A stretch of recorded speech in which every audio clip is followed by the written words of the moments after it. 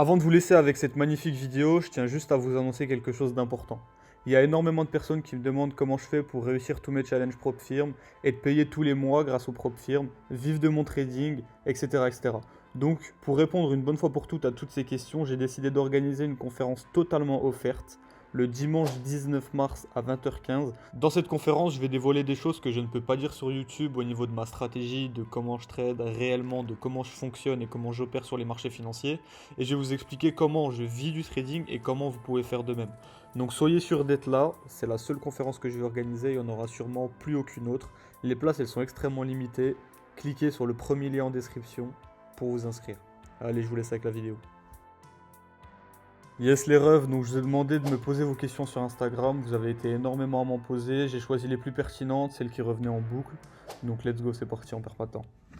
Ok, donc première question pour cette FAQ. Quel est ton meilleur conseil pour le risk management et la psychologie? Ça me fait rire parce que ça, c'est vraiment le genre de question que les gens y posent en attendant une réponse miracle, un truc qui va faire la différence, un truc qu'ils avaient jamais entendu nulle part et qui va tout changer dans leur tête, un déclic. Alors que non, c'est pas du tout comme ça. Le risk management, la psychologie, ça se travaille pas. C'est soit tu commences à prendre ton training au sérieux, soit tu commences à passer à BE quand il faut passer à BE, laisser tourner quand il faut laisser tourner, respecter ton plan, arrêter de réagir comme une fille à chaque fois qu'il se passe quelque chose qui va pas, chaque fois que tu prends un SL, essayer de paniquer, d'essayer de rattraper ta perte. Donc soit tu te mets à respecter ton plan, soit ça ira jamais. C'est tout. Ça demande une réalisation en fait, ça demande pas du travail. Les choses que vous devez faire, vous les connaissez. C'est juste que vous les appliquez pas. Donc je peux encore enfoncer les portes ouvertes et vous dire des choses que vous connaissez. Mais ça changera rien, parce qu'en fait, les choses, vous les avez déjà entendues 10 fois. C'est soit vous vous réveillez, soit vous le faites pas. Et si je peux vous donner un petit tips, un petit conseil, avec ma grande générosité, malgré ce que je viens de vous dire, c'est le fait d'avoir une vision long terme. Ça, c'est un des conseils qui est le moins bien compris au monde. Donc pourquoi il faut avoir une vision long terme? Déjà parce que la plupart des traders, ils sont focus à 200% sur le trade qu'ils sont en train de prendre. Et ils placent énormément de choses émotionnellement, limite affectivement sur ce trade. Ils vont placer leur confiance en eux, leur confiance en leur stratégie, ils vont avoir énormément d'attentes, qu'elles soient financières, émotionnelles, etc. Mais le fait est que tu dois avoir zéro attente sur ce trade en particulier. Ton focus, il doit vraiment être dirigé sur cette question que tu dois te poser avant chaque trade. Cette question, c'est si je prends ce trade, cet exact même setup 20 fois, 30 fois, 40 fois, 50 fois, est-ce que le résultat du total, il sera positif? Si la réponse est oui, tu cliques sans te poser de questions, tu cliques. Si au contraire c'est non, tu dois rester patient et tu cliques pas. Faut arrêter de trop réfléchir sur ce trade que tu es en train de prendre à l'instant T, parce que tout simplement son résultat il est aléatoire déjà. Il faut vraiment que vous preniez cette vision long terme et prendre un peu de hauteur sur ce qui se passe. Là, je vous donne la vraie sauce, donc vraiment prenez des notes, hein, c'est important. Comment construire cette confiance en son système pour savoir tout simplement que ce setup particulier, si tu le prends 50 fois, tu seras rentable. Comment créer cette confiance qui va te permettre de prendre cet exact même setup, même après avoir pris 3-4 pertes d'affilée? Et bien ça va venir de ta data. Il faut que tu aies des centaines, voire des milliers de data sur ton système qui te prouvent que tu sois sûr au fond de ton âme que oui, ton système est profitable. Donc il faut tout simplement se mettre au travail, il faut commencer à accumuler des tonnes et des tonnes de data sur ton système, au point que tes setups, tu les reconnaisses en un seul coup d'œil. Tellement tu les as poncés, tu ouvres ton graphique, bam, ok mon setup il est là, là, là, là il n'y a rien, j'attends, etc., etc. Une fois que tu as ça, dans ta tête tu vas te dire, ok ma data elle me prouve que sur une longue période cette stratégie est rentable. Donc à partir de là, tout ce que tu as à faire, c'est rester discipliné, attendre ce setup et les prendre quand ils apparaissent et attendre quand ils sont pas là tout simplement. Ok, super, super, super. Ouais, c'est intéressant ce que tu dis par rapport à la vision long terme. Et je pense que au fur et à mesure que l'industrie du trading elle a évolué avec l'arrivée des propres firmes, c'est un espèce de pied psychologique dans le sens où avant, quand tu n'avais pas cette opportunité des propres firmes, en tant que trader, tu savais que tu étais parti pour 5, 10, 15 ans, du moins une échelle de temps énorme avant de commencer, espérer à être payé grâce à cette compétence. Alors que maintenant, tu arrives, tu as directement cette carotte devant toi avec les propres firmes. Donc, on a shifté d'un mindset où d'une vision du trading où tu étais en mode, tu es là pour des années et des années et t'attends pas à être payé avant des années et des années, à si j'ai mon compte, si j'ai mon FTMO, dans 2 mois, je peux faire 100 000 euros, tu vois. Donc je pense qu'il faut faire vraiment attention à ça et rester concentré sur les bonnes choses afin de performer au mieux et d'être là sur le long terme. Ouais, t'as totalement raison. Ce que tu dis, c'est hyper intéressant parce qu'on le voit mieux sur la démographique des gens qui se sont mis au trading. C'est-à-dire qu'avant, c'était un truc de c'était un truc de daron, tu vois. C'était le père qui tradait vite fait les petites économies de la famille pour essayer de faire quelques bonnes petites opérations et mettre un peu de beurre dans les épinards, tu vois. C'était vraiment quelque chose de long terme. C'était pas quelque chose, ou du moins c'était très très rare, les personnes qui se disaient, bon, je vais devenir riche en trading, notamment à un jeune âge. À part les gens qui voulaient faire des carrières dans le monde de la finance traditionnelle, etc., donc dans des carrières plus professionnelles. Mais maintenant, on le voit que la démographique, elle est très très jeune, et c'est des mecs qui sont hyper gourmands, sont hyper greedy, et qui, bah, comme on le dit, ils n'ont pas du tout cette vision long terme. Donc on le voit vraiment sur tous les aspects, t'as raison. Yes. On enchaîne, prochaine question. Quelle est pour toi la chose qui peut faire la différence pour passer d'un stade où on patauge un peu en trading à un stade où on est rentable, consistant et où tout roule? Yes, ça c'est une question compliquée parce je pourrais l'aborder sous 10 000 manières différentes parce qu'il n'y a pas qu'une seule chose, c'est pas tu te réveilles du jour au lendemain et tu as eu le déclic, etc. pendant la nuit, mais s'il y a bien quelque chose qui change entre un trader débutant, enfin du moins pas un trader débutant, mais quelqu'un qui n'a pas de résultats et quelqu'un qui a des résultats, c'est ce passage entre être un analyste et être un trader. Parce que ça, c'est quelque chose que je vois tout le temps, c'est-à-dire que certains gars que j'ai rencontrés, c'est des bien meilleurs analystes que moi. C'est-à-dire que moi, je suis pas le meilleur analyste, des fois je fais des erreurs de biais, des fois je me trompe de sens. Bref, voilà, je fais des erreurs, quoi. Je fais des erreurs d'analyse de temps en temps, quoi. Même si bon, ça devient de plus en plus rare, mais il y a quand même des fois où je fais des erreurs. Et il y a des mecs, j'en ai rencontré plusieurs, c'est des meilleurs analystes que moi. Ils comprennent mieux les graphiques, etc., etc. Mais c'est pas pour autant qu'ils ont plus de succès que moi en trading. Parce que moi, je fais des erreurs, je me trompe de biais, etc., ou peu importe. Mais moi, à côté, je suis hyper discipliné. Je tremble pas quand je suis en drawdown. Je respecte mon risque. J'ai une patience à toute épreuve, etc., etc. J'ai toutes les qualités du trader. Je suis pas le meilleur analyste, mais j'ai toutes les qualités du trader. Et en plus, je suis un très bon analyste. C'est ça qui fait la différence, je pense, entre quelqu'un qui va faire un petit peu de trading, faire quelques analyses techniques, etc., et pas avoir les compétences réelles du trader. C'est une fois qu'on est soit son graphique, soit ses résultats, comment on va se comporter. C'est une phrase qui est assez connue dans le business, mais c'est en gros, tu deviens ce que tu fais quand tu es tout seul dans ta chambre, quand personne te regarde. Et le trading, c'est exactement la même chose. Intéressant, intéressant, intéressant. On enchaîne. Est-ce que tu as eu du soutien pour le trading ou est-ce qu'ils t'ont tous dit abandonne, c'est pas un vrai métier, etc., etc., etc. Bon, mon cas personnel, on s'en branle un peu, mais ça, il y a plein de personnes qui me demandent ça, notamment des jeunes qui ont des... Enfin, du moins, leur famille, ils ont un peu des réticences sur leur choix de devenir trader, etc., etc. Ce que je dis aux gens à chaque fois, c'est arrêter d'en parler. Soit tu montres un retrait de 10K aux gens, soit t'en parles pas. Les gens, il n'y a que le résultat qu'ils comprennent, et ça, je l'ai vécu même dans mon entourage personnel. Mais il faut se dire que c'est pas de leur faute, c'est tout à fait normal en fait, que personne ne soit à 200% derrière toi. Dis-toi que tu veux réussir dans une industrie où il y a 98% des personnes qui échouent. Donc en gros, ceux qui te disent d'abandonner, ils ont 98% de chances d'avoir raison de te dire d'abandonner. Donc, faut arrêter d'en parler, faut continuer de bosser, tête baissée, et faut essayer de les faire mentir. Et de toute façon, bon, c'est une phrase un peu d'entrepreneur à la con, pardon, mais c'est cette fameuse phrase qui te dit que si les gens ils rigolent pas de tes objectifs, c'est que tes objectifs ils sont pas assez ambitieux. Si tu arrives vers quelqu'un qui a un job normal et que tu lui dis je veux être trader, je veux faire de l'e-commerce, je veux faire ci, je veux faire ça, je veux vivre de mes business sur Internet, la plupart ils vont rigoler. Mais bon, c'est tout à fait normal et si t'es pas prêt à passer à travers ça, tu réussiras jamais.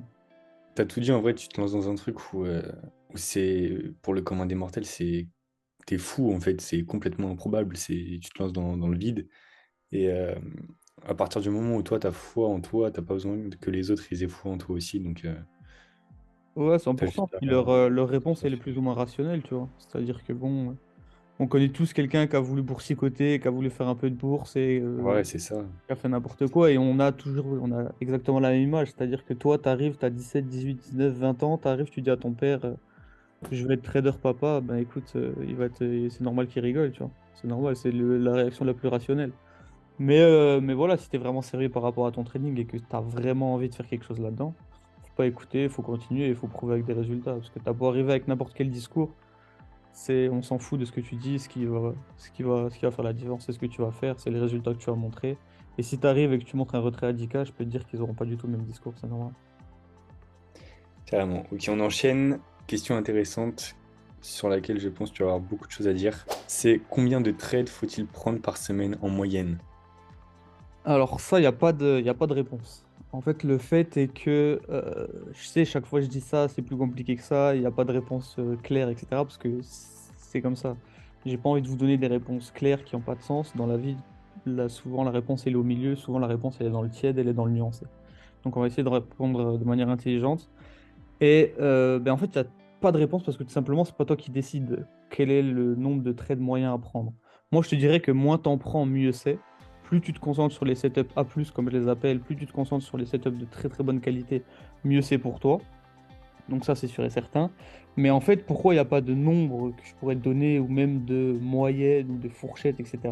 C'est juste que c'est pas toi qui décides, c'est le marché qui va te proposer des choses.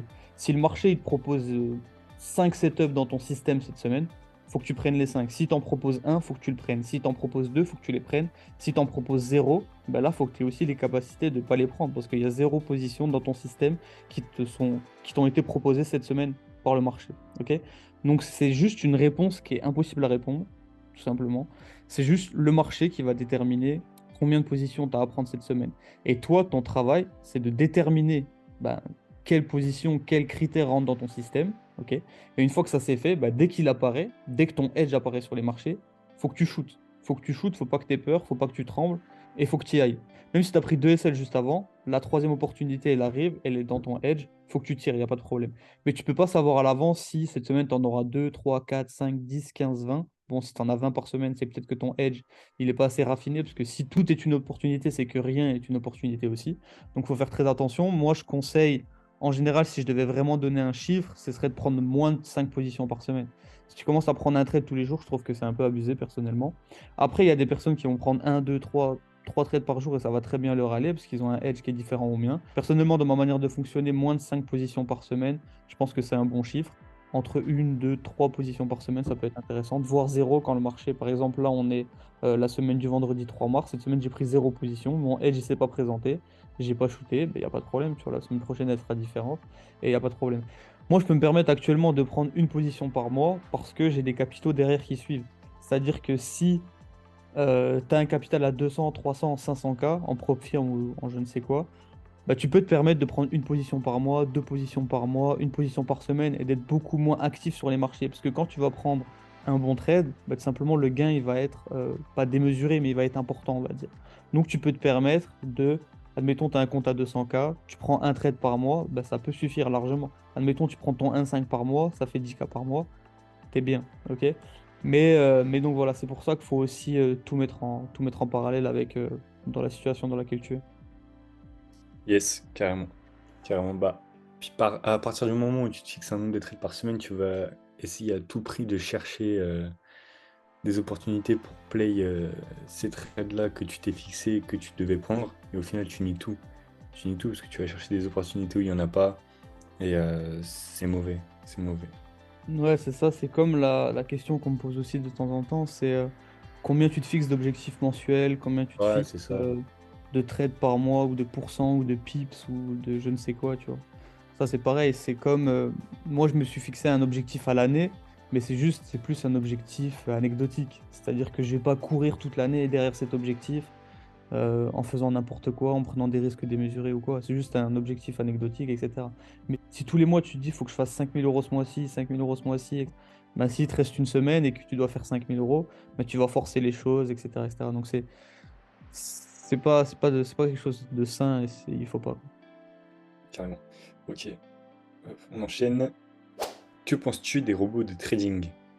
Bah, je pense que, en fait, mon avis, il a pas énormément bougé. Je pense que 99% c'est des scams. Enfin, tous ceux que vous voyez sur Instagram, en fait, c'est soit des martingales, c'est-à-dire qui dépendent énormément des conditions de marché. Et vous connaissez comment ça fonctionne une martingale. Donc, en gros, ils vont bien tourner pendant une période de temps, puis après, il va y avoir des grosses pertes, etc. Donc, faut faire preuve de bon sens. Si quelqu'un il vous contacte sur Instagram pour vous vendre un robot à quelques centaines d'euros, c'est que c'est un scam, il y a pas de doute là-dessus. Un bot, en fait, ça peut être intéressant. Moi, j'ai revu mon jugement parce que j'étais un peu radical par rapport à ça. Et je pensais que presque 100% des bots, c'était n'importe quoi. Mais j'ai parlé à pas mal de personnes qui bossent là-dedans ces derniers temps. Et il y a des choses qui sont intéressantes à faire. Mais pareil, c'est comme tout, quoi. Il n'y a pas de truc miracle. Si c'est trop beau pour être vrai, c'est que c'est sûrement trop beau pour être vrai. Un bot, ça prend du temps à faire. Ça demande des grosses compétences. Que ce soit, enfin bref, des compétences en pas mal de domaines. C'est un investissement important, ça coûte de l'argent, ça coûte du temps, ça coûte des cerveaux, parce qu'il faut des gens compétents pour le faire. Donc, en gros, ça peut être intéressant, mais c'est pareil, ça demande énormément de travail, des bonnes connexions et beaucoup de temps. Yes, carrément. Ensuite, question intéressante, transition entre études, boulot et trading full-time, quels sont tes conseils? C'est quelque chose qu'il faut pas rusher, parce que c'est quelque chose que bah, quand on se lance dans le trading et qu'on a un job, des études à côté, on attend tous plus ou moins ce moment, c'est-à-dire le moment où on va être full-time, etc. Mais il faut bien être prêt de plusieurs manières différentes à ce moment-là, parce que c'est quelque chose qui va vraiment vous changer. C'est-à-dire que vous allez passer de la possibilité d'être 1, 2, 3 heures devant les graphiques par jour, à avoir tout simplement les graphiques à disponibilité, à portée de main toute la journée. Donc, faut pas tomber dans ce qu'on disait tout à l'heure, le fait de prendre trop de positions, etc. Donc ça, il faut une préparation mentale par rapport à ça. Il faut connaître tous les enjeux qu'il y a derrière. Il faut savoir qu'il y a énormément de choses qui vont changer pour vous. La tentation, elle va être beaucoup plus grande. Il faut respecter encore plus son système, être encore plus discipliné. Donc tout est multiplié. Ok, tout est multiplié par rapport à ça. Il faut en être conscient. Mais il y a aussi des choses beaucoup plus concrètes qu'il faut mettre derrière. C'est-à-dire que je vous conseille à personne de tenter l'aventure de trading full-time si vous n'avez pas une épargne de côté. Parce que pareil, trader dans une position où vous êtes needy, où vous êtes dans le besoin, c'est la pire position pour trader. Donc ça, il y a pas mal de choses qu'il faut set up en fait. C'est quelque chose qu'il faut prendre au sérieux, il faut réfléchir, il faut essayer d'avoir une épargne de côté, il faut avoir une seconde source de revenus. Dépendre uniquement du trading, c'est compliqué. Il faut avoir des capitaux, surtout. Il faut avoir des capitaux. Je conseille à personne, ça dépend d'où vous habitez, mais je pense que la plupart vous habitez en France ou Belgique, Suisse, etc., etc. Si vous habitez dans des pays comme ça, c'est-à-dire des pays où bah, le niveau de vie il est assez élevé, c'est-à-dire il vous faut 1000, 2000, enfin 2000, 3000 euros par mois pour vivre correctement, eh ben, il faut des capitaux, quoi. Il faut des capitaux pour pouvoir les dégager.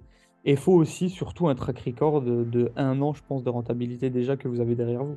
Il faut de l'expérience, il faut savoir ce que vous faites, il faut que vous ayez la data qui vous prouve que vous êtes capable de vivre de votre trading aussi. Parce qu'au niveau de votre confiance, au niveau de tout ça, ça va énormément vous aider. Donc je pense que ça, c'est vraiment les piliers qu'il vous faut pour effectuer cette transition de la meilleure manière possible. Après, moi, personnellement, je vous donne ça pour être dans les meilleures conditions, mais moi, j'ai fait ça comme un sauvage. Moi, j'avais pas d'argent de côté, j'ai quitté la fac directement, comme un sauvage. Je m'y suis pris de cette manière et pour moi, ça a fonctionné, mais pour certains, ça fonctionnera pas. Ok, ok, nickel. Ensuite, selon toi, est-ce qu'il faut toujours continuer de se former ou une fois qu'on a un système en place qui marche, rester concentré dessus? Alors, encore une fois, ma réponse, elle va être entre les deux.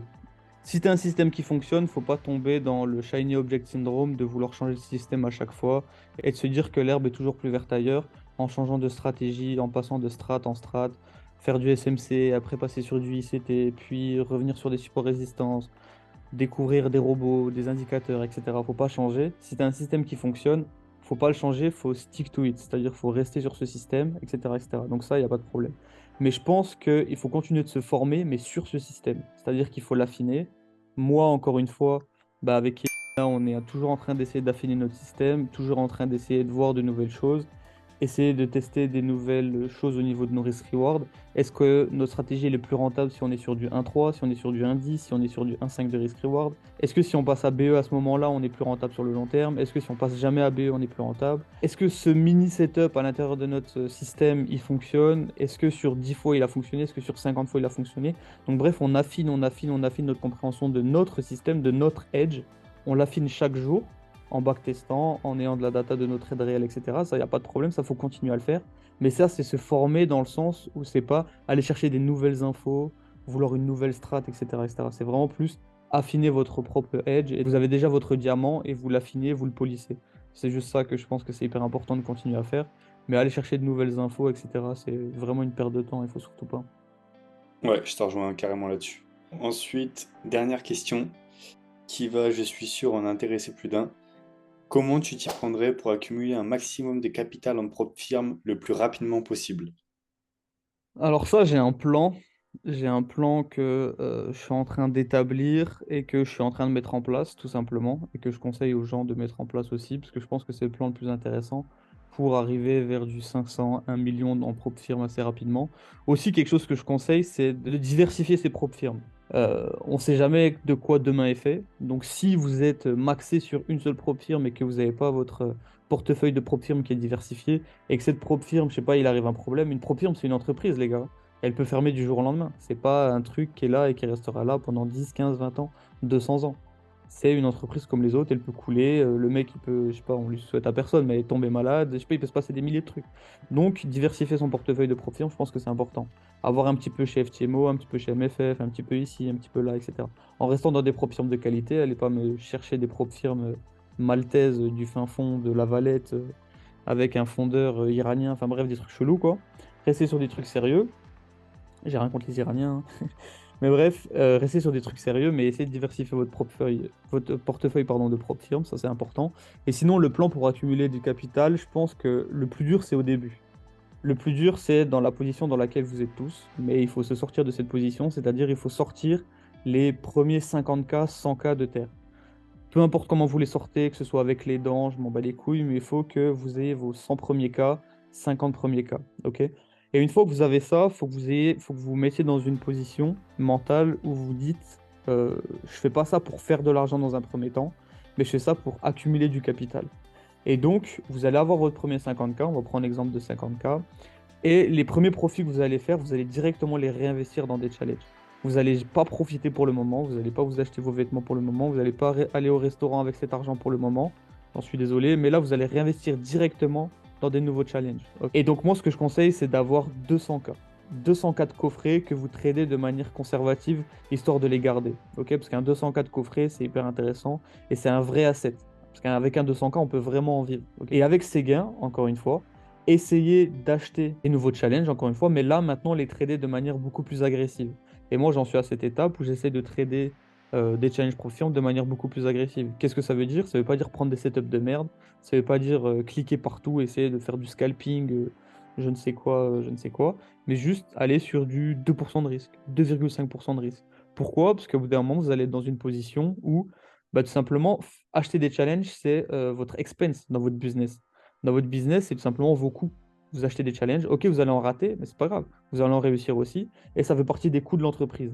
Donc vous achetez des challenges, vous essayez de les passer de manière plus agressive, parce que quand vous êtes à ce niveau-là, vous n'avez pas le temps de passer un mois, 2 mois à trader uniquement un compte challenge. C'est trop long, c'est trop long, d'accord, tout simplement. Donc vous allez les trader peut-être avec un trade copieur, peut-être pas, mais avec du 2,5% de risque. Personnellement, c'est ce que je pense, de 2,5% de risque, 1,5 si vous voulez, ok, allez pas sur du 3% non plus. Et tout simplement, on essaye de scaler le maximum, le maximum. Parce qu'en trading, il n'y a que deux manières de faire plus d'argent. C'est soit vous augmentez votre risque, soit vous augmentez votre capital. Je pense qu'augmenter son risque, c'est débile. Donc, vaut mieux augmenter son capital. C'est beaucoup plus intéressant sur la durée et vous allez faire beaucoup plus d'argent de manière consistante. Donc voilà, c'est mon plan. Voilà les gars, c'est tout pour cette vidéo FAQ. N'oubliez pas de vous inscrire à la conférence du 19 mars, le dimanche à 20h15. Ce sera le premier lien dans la description. N'oubliez pas de liker la vidéo, la partager et vous abonner à la chaîne et on se retrouve très vite. Ciao.